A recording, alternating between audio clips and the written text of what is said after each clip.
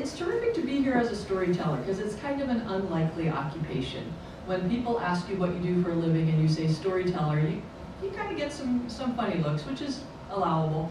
And it's always interesting for me when I finish my taxes, and you know how you have to sign your name and then they want your occupation, and I put storyteller, and I think, probably a lot of us could sign our taxes with kind of that sort of moniker maybe. But I really, really love it, but like anything, when you start something new, it takes a while before you can feel like you're really not a fraud doing it. And I remember one of the very, very first times I realized that I was destined to be a storyteller, no matter the ups and downs of that career. It was about 15, 16 years ago, back in Portland, Oregon, where I live, and I had just started to do storytelling. So I was trying to spread the word that I wanted to do this professionally, and I come home from my day job one day. There's a message on my answering machine. This was back in the time of answering machines. Came home, there's a message on my answering machine from a ranger up on Mount Hood. There's a zigzag, is the ranger station up on Mount Hood. Ranger Dave on my answering machine is saying, "Hi, we're doing this salmon festival next weekend, and I need a storyteller for the salmon tent, and can you tell me if you're available? Call me back," and he left it on the clip. So my husband comes home from work, and I said, Ron, the federal government thinks I'm a storyteller. There's a message from a ranger, he wants to hire me. He said, call him back. So I called him back, and I talked to this guy, really nice guy, clearly had gotten stuck with the job. He said, Ranger Dave said on the phone, "Oh yeah," he said, we do this storytelling tent. Now usually the person who coordinates it is away, so I'm picking it up for her this year. So I guess we put the kids in costumes and we run them around the tent, and then we put them in the tent with you and you tell them stories, like about woodland creatures and whatnot, for about half an hour. Can you do that? Yes, I can. So he signs me up. It's next weekend, and I start preparing. I don't know anything really about salmon, other than it's very tasty and I like to eat it. So I start researching salmon for the salmon festival, and I make up this great story about Sally Salmon. She swims downstream out to the river, then she swims back upstream to spawn, which means lay her eggs, and then of course she has to die, because that's how the salmon story ends. And I'm trying this story out on a second grade class of a friend of mine, and I'm a little worried about the ending, because it's kind of a downer, Sally dies.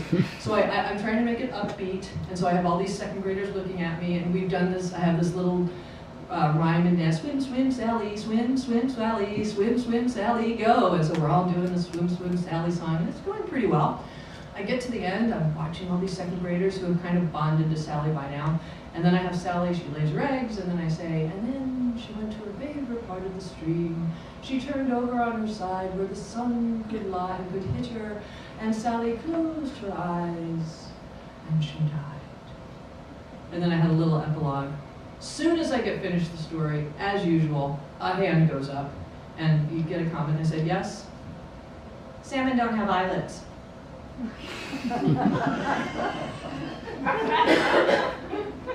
Aren't you a smart little girl? But it was good feedback, so I changed the story. Now when I told it, Sally's eye just kind of glazed over, and she looked up and breathed her last. But I was ready, so I arrived at the Salmon Festival the day of the show. I had my storytelling outfit on, pants, long sleeve shirt, patchwork colored vest. It was in October that the Salmon Festival was taking place. But the day dawned kind of like this one. Clear blue sky, sun, and so I get to the place where the Salmon Festival is, and I'm looking around for the tent, expecting to see one of those white tents that you usually see at outdoor events. But I don't see any white tent. But I do see something in the middle of the field that looks like a school bus. It's the shape of a school bus, but it's colored like bright pink and blue and green, like those colors of the 70s. And it is vaguely fish-shaped. So I'm kind of staring at it, and then I get a tap on my shoulder. I turn around, it's Ranger Dave. He's looking at me. He's in his ranger outfit, and he is gorgeous. Gorgeous. He has like coal black silky hair and almond-shaped eyes, teak-colored skin, really white teeth when he smiles, and he's in the ranger outfit with the shorts. He's got great legs, boots, highly polished. So he starts talking to me, but I missed the whole first minute of what he's saying because I'm all agog about Ranger Dave. But I click in when he says, for 30 minutes. I said, what? He said, okay, that's the salmon tent. I said, that brightly colored thing? He said, yeah, it's the salmon tent. You know, we do it with air compressors. We take it around to all the salmon festivals, shaped like a salmon. So what we do is we unzip, we put the kids in costume, and I see all around the tent there are these brightly colored costumes on pegs, on poles that the kids can get into. He said, okay, we get the kids in costume, we run them around the tent to wear them out a little bit, and then you're in there already. We unzip the mouth of the fish, of the salmon. They go in there, we zip it up, you tell them stories, then we zip open the tail, and they get out. And I thought, well, that seems anatomically correct. Okay, that's the right sequence. I said, okay, so I should go ahead and get in there? He said, yeah, because we need to start. Remember, 30 minutes. You got to keep them in there for 30 minutes. I said, I can do it. I've got stories. He said, all right, I'm going to unzip the mouth. Now you have to, he said, the minute we unzip it, the tent starts to deflate. So you have to get in there really fast. I said, okay, I'm ready. So he unzips the mouth, and I do sort of a duck and roll into the tent, and he zips it up behind me, and I get up. It's like a bouncy house, really, all right? It's like a bouncy house. So I get up, and I'm on this kind of bouncy, aqua-colored floor, and the walls of the tent are slightly curved, because it is shaped like a fish. It's mostly opaque, but they have little clear plastic panels here and there, so you can kind of get a sense of the outside world. And it smells like you're inside a beach ball. So I'm making my way back to the tail where it's, my job to be, and I'm kind of leaning, kind of going against the walls, but I make it back there. And then I hear a drum start to beat. I look out through one of the clear plastic panels, and I see a ranger getting the kids into costume, and they're little little capes with hoods, like froggy eyes and a cape, or little bumblebee antenna and then a cape. So all these little kids are getting into costume, and then this ranger starts running them around the tent, beating a drum in a parade, and I'm in the tent, and I can just see these big shadows going around, and it's kind of tribal, this boom, boom, boom, boom, boom, boom, boom, and all these shadows going around the tent. Then they unzip the mouth, and the kids start pouring in the tent. The first kids come in, they immediately fall down because the tent is so bouncy, and so the rest of the kids start falling on top of them, so we're having this kid jam at the top of the tent. And the first rule as a storyteller is you don't want your audience hurt or injured in the storytelling. I mean, that's kind of a big no-no. So I said, okay, kids, come on, come back to me, crawl toward me, kids, crawl toward me. I'm looking like one of those people on the airline, on the airport, like, all right, back here, come on. So the kids are crawling toward me. And finally, we get enough kids in there to kind of stabilize the tent. But there are a lot of kids. So they get up all the way up close to me, all the way back to the tail. I hear the vip as the mouth as a vip as the mouth is zipped up. And I'm looking at like a school bus full of kids, all staring at me, all in these costumes. Sun's beating down on us in the tent, and I launch into Sally Salmon because, by gosh, that's my job. I'm a storyteller, and I'm going to give it to them. And so we tell Sally Salmon, and we sing the song, and we swim, and Sally eyes glaze over, and she dies, and we have a moment, but it's okay, we're going to go on.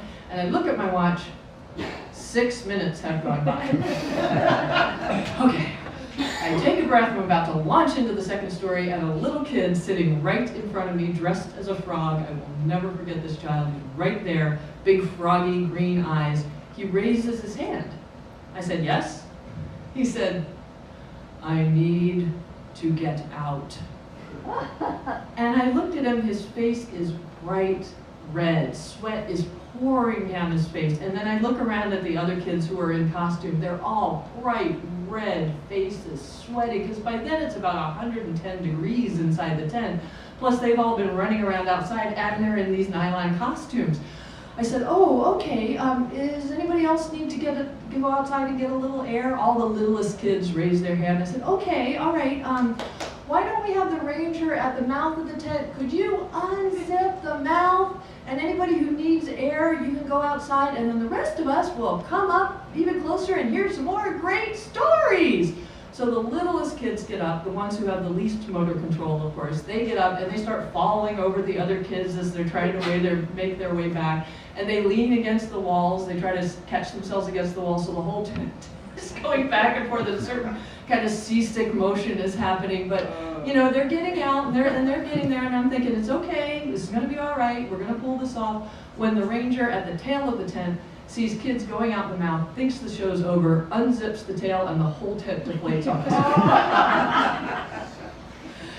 Me, so I fight my way to the middle of the tent because all I can see as my mind is the next day's headline in the Oregonian, our paper, children smothered in storytelling incident gone terribly wrong, in my picture.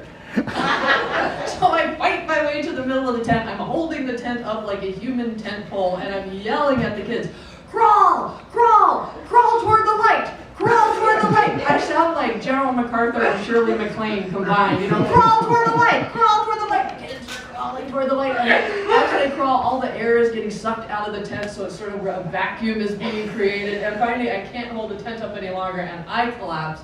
By that time, pretty much all the kids are out, so then I fight my way through this collapsed, multicolored tent, and I come out, thank goodness, into the fresh air, collapse face first onto the grass, and then I get up on my elbows and I look around, and all around me, parents are embracing their children and taking off the costumes and wiping the tears and the sweat from their kids' faces.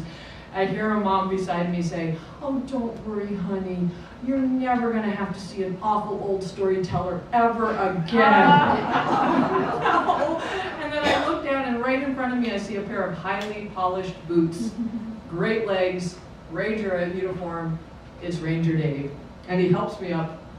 I start to apologize, stammer out some kind of apology for this fiasco that I feel like I've just caused.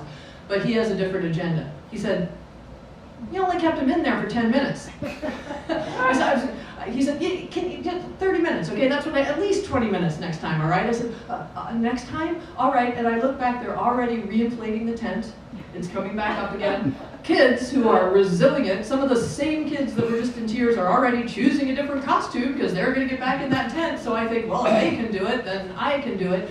And then I took a breath and I realized, oh no, wait a minute, of course I can do it. I am meant to do this. This is my calling in life. Because suddenly it occurs to me, this is not the great fiasco that I thought it was. This confirms my destiny, because all I can think about this whole incident is, this is going to make a really good story! And it does.